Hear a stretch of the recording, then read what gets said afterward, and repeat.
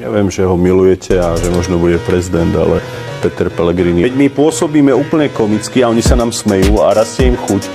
Ako ho zbastardil Boris Kolář, kamarát Pellegriniho. Ako ho zbastardil. A čo je na tom zle, že to poviem Pellegrinimu? Lebo keď dačo povieš na Pellegriniho, tak Pellegrinimu som opakovane povedal, ako ho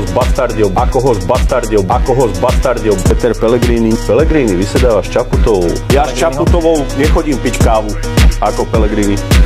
Áno, je to chaos a anarchia. Ako ho zbastardil. Premrhávame čas. Strácame čas, som nasratý, rozumiete? Som nasratý.